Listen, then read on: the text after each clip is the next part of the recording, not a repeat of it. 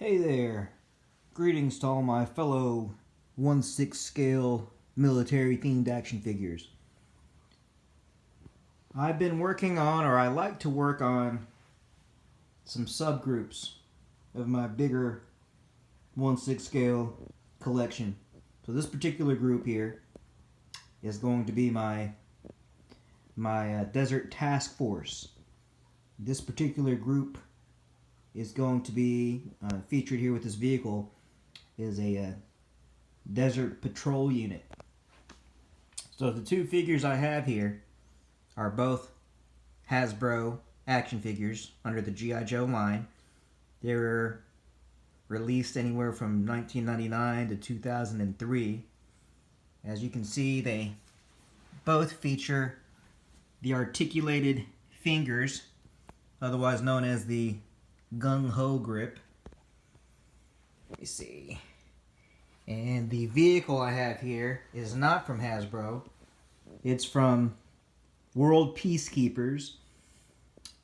It was available roughly around the same time, early 2000s. Now, it's the most rare piece of the three pieces shown here. On eBay, it goes for typically anywhere from $50 to $80, even before shipping. So it's not uncommon to pay $100 for this thing, whether it's new in box or even loose. So I ended up paying about $75 for this new in box delivered to me. I'm not gonna army build them. I know I paid a little bit more than what I should have, but it's a one of a kind vehicle. I like how it's in scale with the figures. I also like the fact that it's not too big like the 1/6 scale Humvees, which I have one of from Ultimate Soldier by 21st Century Toys. Now, another thing I like about this vehicle is that even though it's not a Humvee, it is a realistic military vehicle. I like realism in my collection. It's actually a Land Rover Defender. So it's a subcompact or a compact SUV made by Land Rover. And this is the military version. So if I'm not mistaken, the military version is referred to as the Wolf. And if you want more information on that, check my description. I'll provide a link. Another thing about these two figures that I like is their level of realism. This figure here on the left is a deluxe Hasbro figure, and he's from the 10th Mountain Division. He's a very rare figure himself, and frequently in the box will go for as much as this vehicle will. However, I found him new in box for only $40, which I thought was a steal. Well, not a steal, but a fair deal. He's shown here with all of his original mint in-box equipment. He has the two ammo pouches. He even comes with this drop pouch, which he's using to carry a bottled water and some other gear. He comes with this slinged M4 rifle, balaclava underneath his helmet, the goggles. Here's the only thing that's not original to the figure is this bayonet. He was all decked out. I thought, why not? Why not give him the bayonet as well? Here's another thing. Take a look at this level of detail. So the package says 10th Mountain Division Light Infantry, and that's actually the authentic division patch for the 10th Mountain Division. So excellent figure.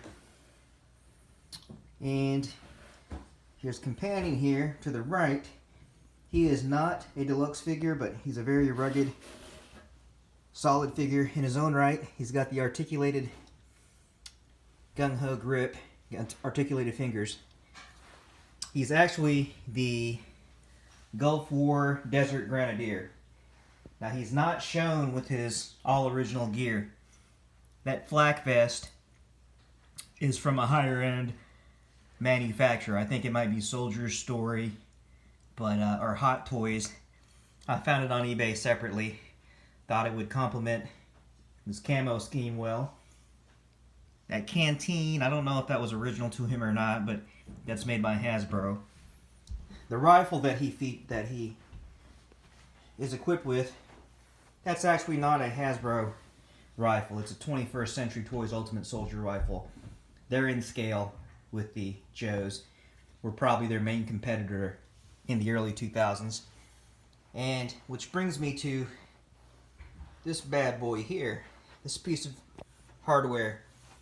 It's a Javelin anti-armor shoulder launch rocket, or shoulder fired rocket launcher. Now, if I'm not mistaken, it's I've read that it's a common weapon used by the 75th Ranger Regiment. They're a light infantry unit. They often operate without the benefit of heavy vehicles, tanks, armor. So when they need something that packs a little bit of a punch, that's some portable firepower that they go to. And here's what I'm going for in this unit. I want them to be solidly equipped. Oh, by the way, this is not my complete unit. I'm just trying to show these two figures in together. I actually have most of my collection in storage right now. So I am missing a machine gunner or automatic rifleman. Typically he'd ride at the top here. This is a 3-person vehicle. I know fire teams, you want to have 4 people in a fire team, but given the smaller structure of this particular vehicle, I'll be happy to get 3, and they're just going to be going on a desert patrol. Now, back to my original point, I want them to be super geared up because they're going to be operating, at least in my 1/6 scale world, far away from garrison. They're not going to have the benefit of a lot of support, heavier units, what have you. They're going to be on their own. They don't want to be sitting ducks. They can always radio in for help. But I want to be realistic in terms of what type of contingencies can this unit handle on its own. So I'm a fan of military sci-fi. And in particular, a movie that comes to mind is Battle for Los Angeles. I don't remember when it came out, but Michelle Rodriguez was in it. A few other people. Essentially, aliens attack Los Angeles. There's a military unit that responds to it. They end up, well, society essentially gets wiped out. And this unit ends up fighting a one-person, or basically, it's a squad against a whole alien invasion.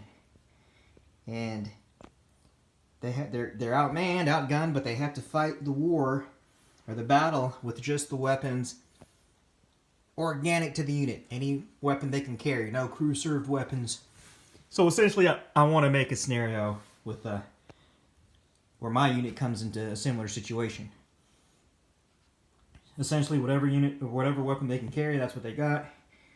Go out and save the world. So I plan to do, at the very minimum, a diorama, and in a perfect world, maybe a stop-motion video that plays on this theme. So let me give you another look.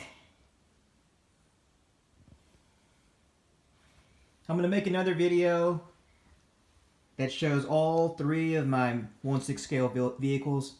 By the way, this is a variant. It's the desert variant.